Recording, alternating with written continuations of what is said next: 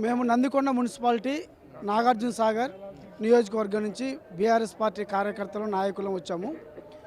గతంలో నాగార్జున సాగర్లో ఒక ఎమ్మెల్యే ఎంపీ ఎలక్షన్లు తప్ప ఏ ఒక్క ఎలక్షన్ కూడా నోసుకొని ప్రజానికం మన కేసీఆర్ గారు ముఖ్యమంత్రి అయిన తర్వాత నందికొండని గుర్తించి నాగార్జున సాగర్ని గుర్తించి గతంలో ఉన్న పేరు నందికొండ అనే నామకరణంతో నందికొండ మున్సిపాలిటీ చేయటం వల్ల మాలాంటి కార్యకర్తలము ప్రజాప్రతినిధులుగా అవకాశం వచ్చి ప్రజాప్రతినిధులు అవ్వగలిగాము.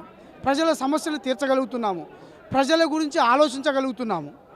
ఈరోజు చూస్తున్నాం మనం రాష్ట్ర వ్యాప్తంగా స్థానిక సంస్థల ఎలక్షన్లు జరిగాయని. ఈ రాష్ట్ర వ్యాప్తంగా స్థానిక సంస్థల ఎలక్షన్లు జరుగుతుంటే ప్రభుత్వ యంత్రాంగం మొత్తము దౌర్జన్యాలు, దోపిడీలు, దౌర్జన్యకాండలు, అదేవిధంగా పోలీసు వ్యవస్థను అడ్డం పెట్టుకొని బీఆర్ఎస్ కార్యకర్తలను, సర్పంచ్ అభ్యర్థులను ఎక్కడికెక్కడ అణిచివేయాలనే దుర్మార్గపు బుద్ధితోటి ఈరోజు చూశారు. కానీ వాళ్ళని కుతంత్రాలకు అందకుండా బీఆర్ఎస్ పార్టీ కార్యకర్తలు రాష్ట్రంలో 40% పార్టీని గెలిపించుకోవడం జరిగింది, అభ్యర్థులను గెలిపించుకోవడం జరిగింది.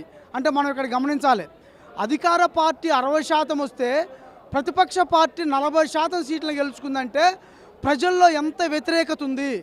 ఆ వ్యతిరేకతని ఉవ్వెత్తున లెగగొట్టాలంటే ఇదే సరియైన మార్గం అని మన బాపు కేసీఆర్ గారు బయటికి రావడం జరిగింది.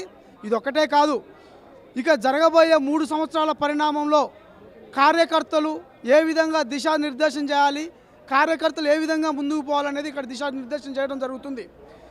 అతని యొక్క మాటలను ఒక స్ఫూర్తిగా తీసుకొని ప్రజల్లో ఉవ్వెత్తున ఉద్యమం లేపనెత్తి ప్రజలకు కావాల్సిన అవసరాలను తీర్చడానికి బీఆర్ఎస్ పార్టీ కార్యకర్తలు గ్రామ స్థాయిలో ఈరోజు ముందుండడం జరుగుతుంది.